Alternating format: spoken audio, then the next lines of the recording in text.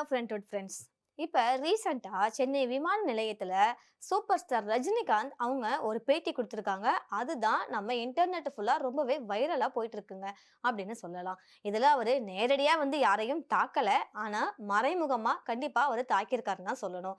நிருபர்கள் என்ன கேட்டிருக்காங்க அப்படின்னா, இனிஷியலாக நீங்களும் உலக நாயகன் கமல்ஹாசனும் சேர்ந்து நடித்த அந்த படம் ட்ரெய்லர் வந்துச்சுல்ல, எப்படி மாஸாக இருந்துச்சு, அந்த படத்தோட ஷூட்டிங் எப்போ ஸ்டார்ட் ஆகுது அப்படின்ற மாதிரி கேட்டிருக்காங்க. அதுக்கு அவரு இந்த ஜெயிலர் 2 இன்னும் 2-3 நாட்கள் படப்பிடிப்பு இருக்குது, இது முடிஞ்சோடனே ப்ரொடக்ஷன் ஒர்க்கு போகும், அதுக்கப்புறம் ஆகஸ்ட் மாசத்துக்கு மேலதான் நானும் கமலும் நடிச்ச அந்த படத்தோட ஷூட்டிங் ஸ்டார்ட் பண்ணுவோம் அப்படின்ற மாதிரி சொல்லியிருக்கிறாங்க.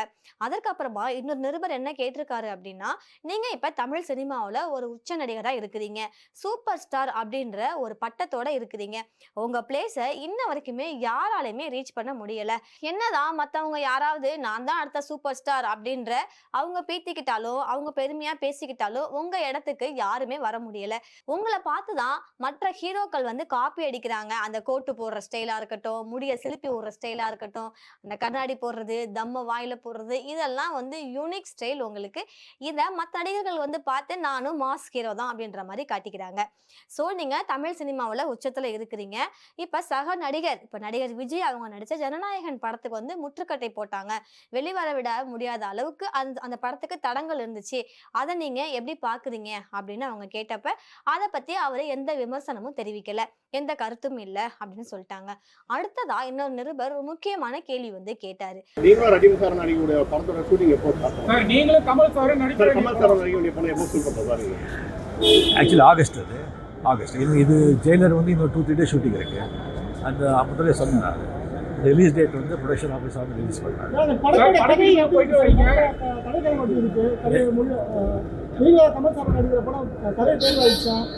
கதை தேர்வாயிடுச்சு, அது டேரக்டர் தான் சார். இத்தனை ஆண்டுகாலமான அரசு இது சினிமாவில் பயணிச்சுட்டு வரீங்க, நிறைய நடிகர்கள் நிறைய அரசியல் தலைவர்களாக பார்த்துருக்கீங்க.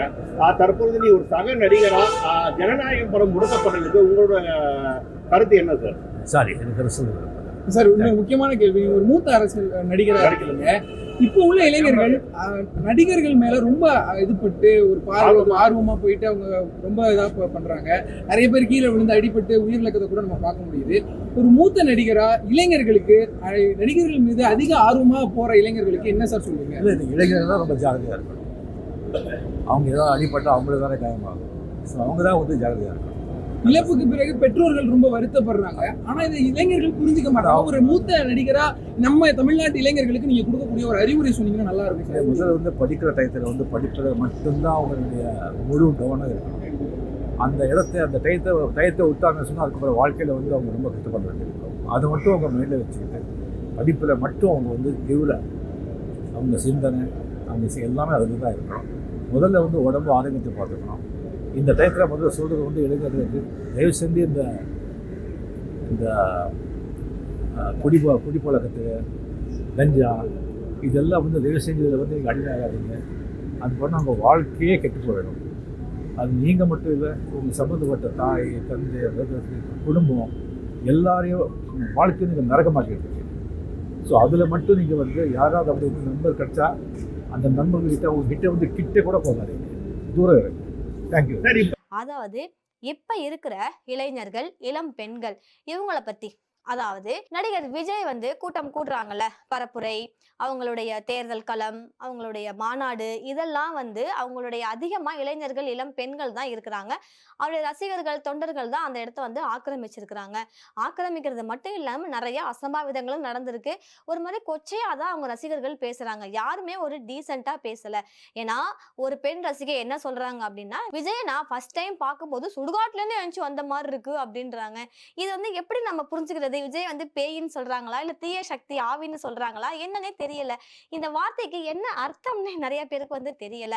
விஜயை பார்க்கும்போது ஒரு பரவச நிலைக்கு நான் போயிட்டேன், நான் சந்தோஷமா இருந்தேன், திரையில பார்த்தவங்கள தரையில பார்த்தேன் அப்படின்ற மாதிரி அதெல்லாம் சொல்லியிருக்கலாம். சுடுகாட்டுல இருந்து எழுந்து வந்த மாதிரி இருக்கு அப்படின்னாங்க. அதுக்கான அர்த்தமே நிறைய பேர் தேடிட்டு இருக்கிறாங்க, என்ன அர்த்தம் அப்படின்னு. இன்னும் நிறைய விமர்சனங்கள் இருக்கு, எவ்வளவோ சொல்லியிருக்கிறாங்க. நடிகர் விஜய ஒரு ஆக்டர், ஒரு சிங்கர், அதெல்லாம் தாண்டி அவரை புருஷனா பார்க்குற பெண்கள் தமிழ்நாடு தமிழ்நாட்டுல நிறைய பேர் இருக்கிறாங்கன்ற மாதிரி அந்த ரசிகர்கள் பேசின பேச்சுல இருந்தே வந்து தெரியுது. இது மாதிரி ஒரு நடிகர் பின்னால போய் அவங்க வந்து அடிபடுறாங்க, கை கால் உடையுது, உயிரே வந்து இழக்குறாங்க. சோ இப்படிப்பட்ட இளைஞர்களுக்கும் இளம் பெண்களுக்கும் நீங்க என்ன சொல்றீங்க சார் அப்படின்னு அந்த நிருபர் கேட்டப்ப ரஜினி சார் என்ன சொல்லியிருக்காங்க அப்படின்னா, ஃபர்ஸ்ட் நீங்க உங்க படிப்பை பாருங்க. இது வந்து படிக்கிற வயசு.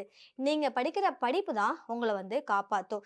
தேவையில்லாம நடிகர் பின்னால வந்து நீங்க போக வேண்டாம். அவங்கள வந்து தள்ளி வைங்க. இரண்டாவது, இந்த குடிப்பழக்கம், கஞ்சா இதுக்கெல்லாம் வந்து அடிமை ஆகாதீங்க. நீங்க சின்ன வயசுலயே நீங்க ஒழுங்கா இருந்தாதான் பிற்காலத்திலயும் நீங்க வந்து ஒழுங்கா இருக்க முடியும். அதனால இந்த ஆர்ப்பாட்டங்கள், இந்த சினிமா இதெல்லாம் ரசிக்கிறதோட நிப்பாட்டிக்கோங்க அப்படின்ற மாதிரி அட்வைஸ் கொடுத்திருக்காரு. இளைஞர்களை படிங்க அப்படின்னு சொல்லி அவர் வந்து அட்வைஸ் கொடுத்திருக்காரு.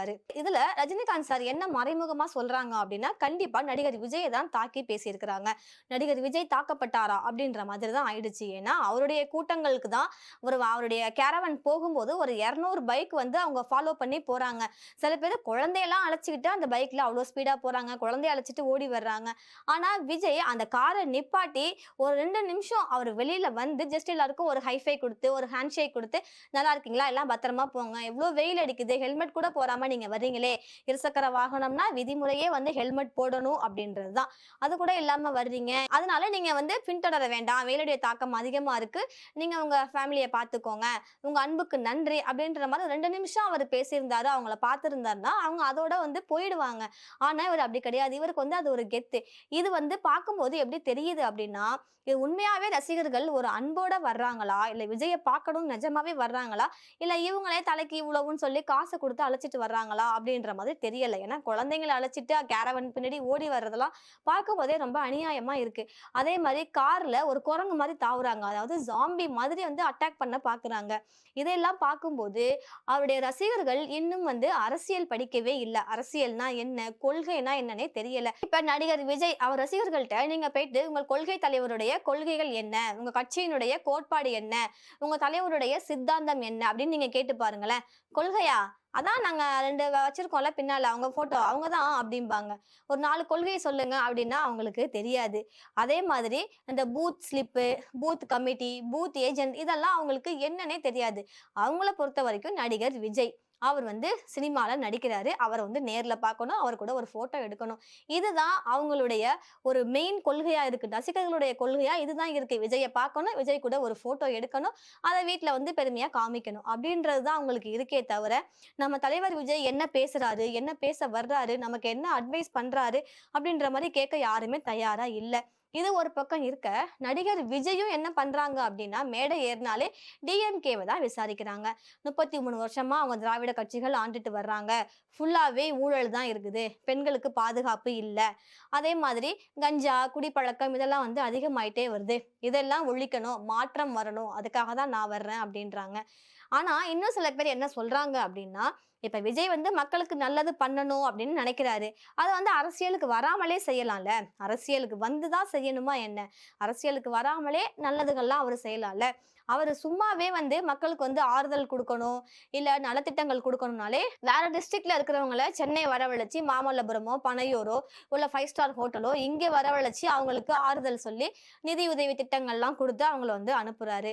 அப்படி இருக்கும்போது இப்ப அரசியலுக்கு வந்துட்டாரு, இப்ப அவர் ஜெயிச்சிட்டாரு அப்படின்னா நமக்கு ஒரு பிரச்சனை அப்படின்னா அவர் நம்மளை தேடி வரமாட்டாரு, நாம தான் அவர்கிட்ட போய் கால் கடுக்க நிக்கணும்.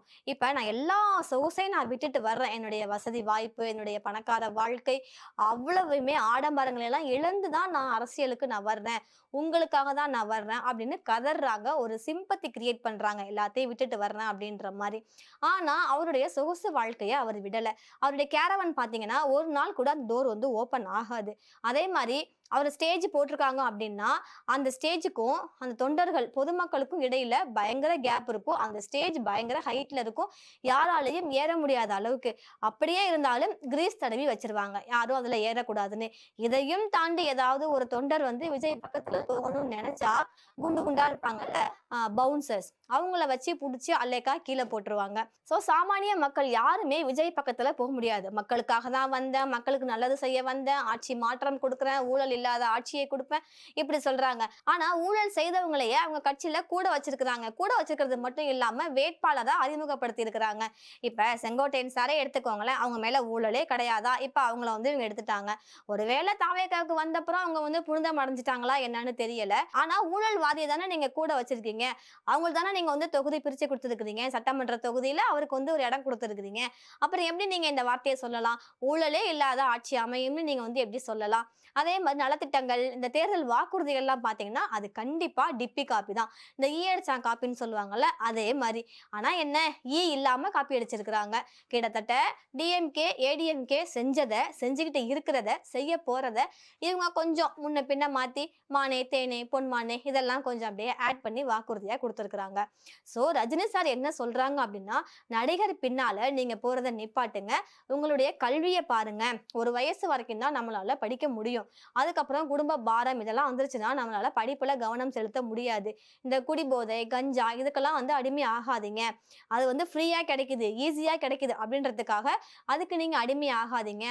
உங்களுடைய ஃபீல்ட பாருங்க, உங்களுடைய வீட்டை பாருங்க, உங்களுடைய வீடு எப்படி இருக்குன்றத பாருங்க.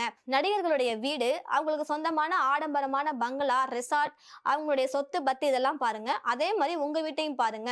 ஈவன் சொந்த வீட்டுல கூட இல்லாத வாடகை வீட்டுல வசிக்கிற ரசிகர்கள் இன்ன வரைக்கும் நிறைய பேர் இருந்துகிட்டு தான் இருக்கிறாங்க. ஸோ நீங்க உங்க வீட்டை பாருங்க, உங்க குடும்பத்தை எப்படி முன்னேற்றணும்னு பாருங்க. படிச்சுட்டு அதன் மூலமா நேர்மையா சம்பாரிச்சு எப்படி வாழணும்னு பாருங்க. ஏன்னா உயிர் அப்படின்றது எல்லாருக்குமே ஒண்ணுதான். இப்ப விஜய் பின்னாடி போறாங்க அப்படின்னா கை கால் உடையிறது அவங்களுக்கு தான். விஜய்க்கு எந்த ஆபத்தும் வரப்போறது இல்லை. ஏன்னா அவரை சுத்தி ஒரு பெரிய வளையம் இருக்கு, பாதுகாப்பு வளையம். Y+ பாதுகாப்போட தான் அவர் வந்து வெளியில வர்றாரு. அந்த Y+ பாதுகாப்பு இல்லாம அவர் வரமாட்டாரு. சும்மானா மக்களுக்காக வர்றேன் அப்படின்னு சொல்லுவாரு. ஆனா மக்களோட அவரு என்னைக்குமே நிக்க மாட்டாரு. இப்ப நடிகர் விஜய் எம்ஜிஆர் ஆட்சியை தருவேன் அப்படின்ற மாதிரி சொல்றாங்க. எம்ஜிஆர் ஆட்சி பண்ணப்ப என் காலம் எப்படி பொற்காலமா இருந்துச்சோ அதை நான் திருப்பி தருவேன் அப்படின்றாங்க.